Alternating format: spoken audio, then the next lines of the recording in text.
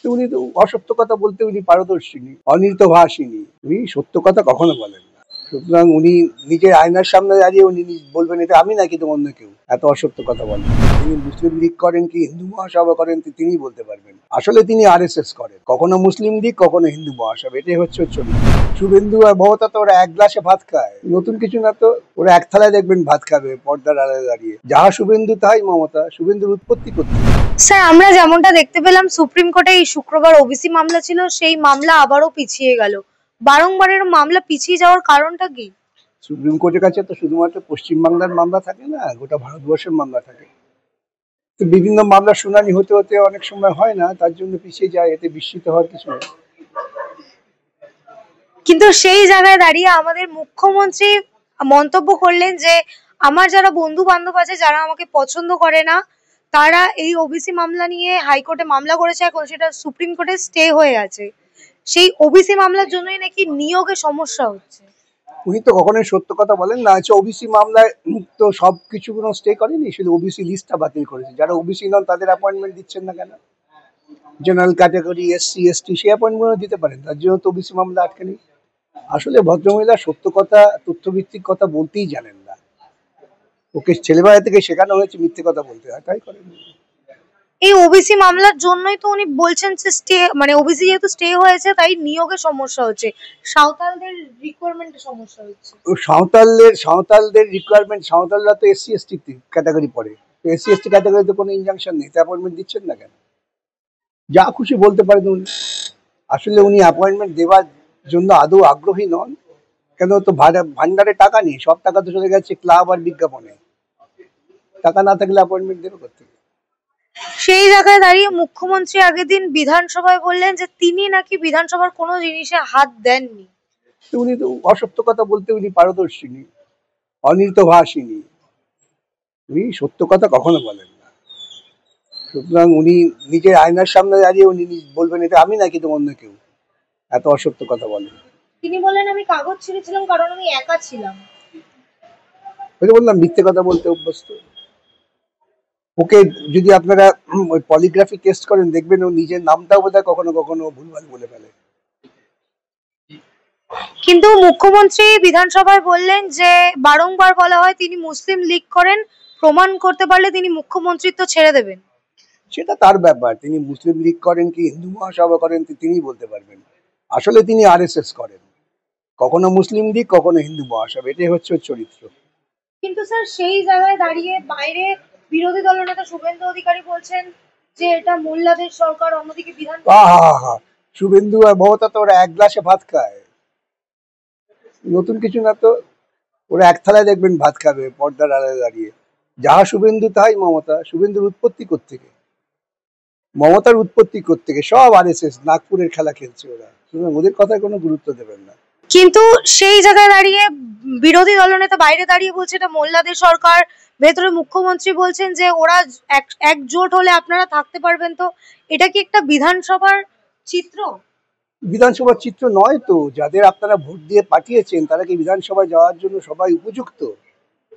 প্রশ্নটা হচ্ছে এই, যখন আমরা ভোটটা দিতে যাই তখন তো আমরা ভাবি না ভবিষ্যতে কি হবে, তখন আমরা চটকে ভুলি, চটকে ভুললে পরে এই পরিণতি হতে বাধ্য। কিন্তু বিধানসভায় তো এটা প্রথম না, বারংবার আমরা দেখতে পাচ্ছি তারা ধর্ম নিয়ে ভেদাভেদ করছে। আমি বললাম না, দুজনেই হচ্ছে নাগপুরের ছাত্র, আরএসএস এর স্কুলে লেখাপড়া করে বড় হলে তাদের ধর্মীয় বিভাজন ছাড়া অন্য কিচ্ছু ভাবতে পারে না তারা। স্যার, সেই জায়গায় দাঁড়িয়ে মুখ্যমন্ত্রী বললেন যে আপনারা নাকি বারংবার বলেন তার সাথে টেররিস্টের যোগ আছে, প্রমাণ করতে পারলে তিনি পদত্যাগ করবেন। তিনি নিজেই তো টেররিস্ট। যেভাবে তিনি সিঙ্গুর ধ্বংস করলেন, যেভাবে নন্দীগ্রাম ধ্বংস করলেন, যেভাবে বিধানসভা ভাঙচুর করলেন, এগুলো সব তো টেররিস্ট। যেভাবে জ্ঞানেশ্বরী হত্যাকাণ্ড করালেন ওর চালা ছত্রধর মাহাতোকে দিয়ে, এতে তো বিস্মিত হওয়ার কিছু নেই। তিনি নিজেই বেসিক্যালি টেররিস্ট। তিনি এটাও বললেন যে 39% ভোট পেয়ে 2004 সালে তিনি একা ছিলেন। তিনি একা ছিলেন? তো তার পেছনে যারা মদত দিচ্ছিল তারা কারা, সেই নামগুলো বলে ফেলুন না। তাকে মদত দিয়ে, টাকা দিয়ে, পয়সা দিয়ে, সততার প্রণীক বানিয়ে এসব কারা তৈরি করেছিল? আগে তো উনি শুনলাম যে কি তুলিতে উল্টো দিকে হাত দিলে 1 কোটি টাকা পাওয়া যেত, এবার তুলি সোজা করে হাত দিয়েও তো 1 পয়সাও আসছে না। সুতরাং এইসব কথা, এইগুলো এইগুলো এক ধরনের টেরারিজম। কিন্তু এই যে ভাঙচুরের কথা আপনি আবারও বললেন, তিনি বললেন তিনি ভাঙচুর করেনি, কিন্তু তাকে বলায় তার দল সেই বাধা দিয়েছিল আর কি, মানে সেই তার দল গেছিল। সেটা আমার তারই করা হলো, তো তিনি নেতৃত্ব দিয়েছিলেন। সেনাপতিরা যুদ্ধের সময় একটা গুলিও চালায় না, কিন্তু জয়ের পর তো সেনাপতির বলে জয় হয়েছে।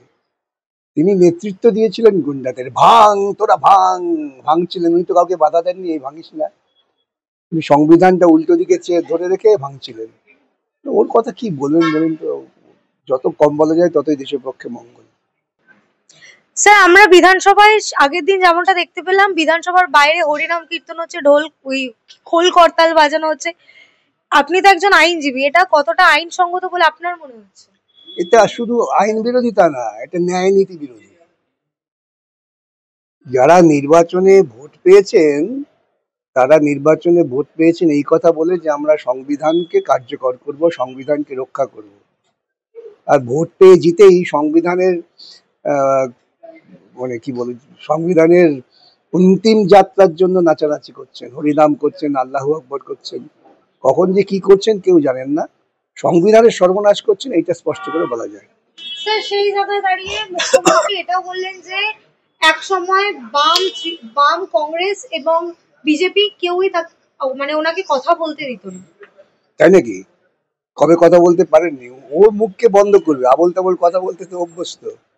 দুদিন কথা না বলে 3 দিনের দিন ও তো প্রাণহানি হয়ে যাবে, ওর বাঁচতে পারবেন না। কেন এত বাজে কথা বলতে অভ্যস্ত। ওকে বলেন 2 দিন মৌনতা অবলম্বন করতে, 3 দিনের দিন দেখবেন যে ব্যাস হয়ে গেছে তার। স্যার, সেই জায়গায় দাঁড়িয়ে তিনি মহাকুম্ভকে মৃত্যু কুম্ভ বললেন। এই একটা কথা ও ঠিক বলে ফেলেছে, মহাকুম্ভকে মৃত্যু কুম্ভ বলে একটা কথা ঠিক বলে ফেলেছে। কিন্তু এর জন্য ও চাকরি যাবে, আরএসএস ওকে ডেকে ধমকে দেবে, এসব আর বলো না, যা বলেছে বলেছে। আপনি তো এই নিয়ে পোস্টও দিয়েছিলেন। আমি পোস্ট করি তো, যে কোনো অবৈজ্ঞানিক কাজের আমি বিরোধিতা করি। গঙ্গায় স্নান করলে পুণ্য লাভ হয়, এটা কোথায় বলা আছে? কোন পণ্ডিত বলেছেন? কোনো পণ্ডিত তো বলেননি। এ সমস্ত ব্রাহ্মণ্যবাদী প্রচার, সেই প্রচারের পক্ষে সরকার তার পয়সা খরচ করে বিজ্ঞাপন করে বহু মানুষকে প্রতারিত করেছেন। আমি তো বলেছি অন্য দেশ হলে মোদি যোগীকে ফায়ারিং স্কোয়াডে দাঁড় করিয়ে দিত।